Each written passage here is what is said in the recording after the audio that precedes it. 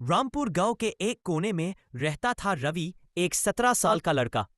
उसके माँ बाप सवित्री और किशनलाल छोटी सी जमीन पर खेती करते थे।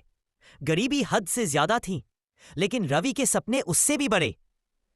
रवि, जल्दी उठ बेटा, धूप निकल आई है, खेती देखनी है।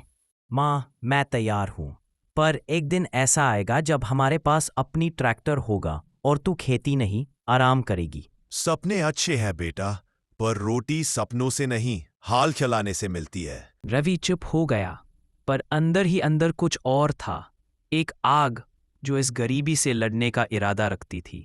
उस साल बारिश कम हुई, रवि के खेत की फसल बर्बाद हो गई। सेठ महेश, जो गांव का जमींदार था, उधार वापस मांगने आया। किशनलाल, उधार लिया था, भूल गए क्या? कल तक पैसा चाहिए, वरना जमीन ले लूंगा। सेठ जी, थोड़ा समय और दे दीजिए, रवि कुछ नया कर रहा है। गरीब का बेटा नए सपने देखता है?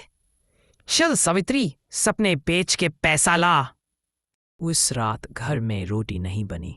रवि ने माँ बाप को सूते हुए देखा और मन में ठान लिया, कुछ अलग करना है। एक दिन रवि खेत में काम कर रहा था, तभी गांव में शहर से एक ऑफिसर आया। राहुल नाम था उसका।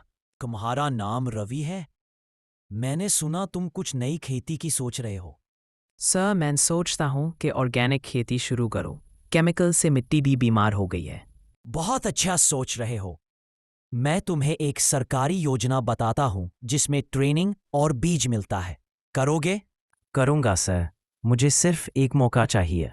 2 साल में रवि ने अपने छोटे से खेत को ऑर्गेनिक फार्म बना दिया। हल्दी, सरसों और सब्जियों का बेहतरीन उत्पादन होने लगा।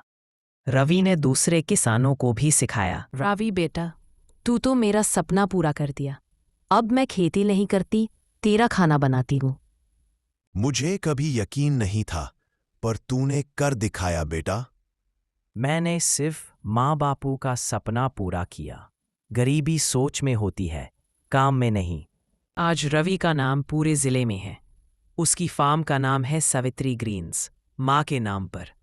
और रवि अब सबको कहता है, जिस खेत में कभी मिट्टी ही दिखाई देती थी, आज वहाँ सोना उगता है।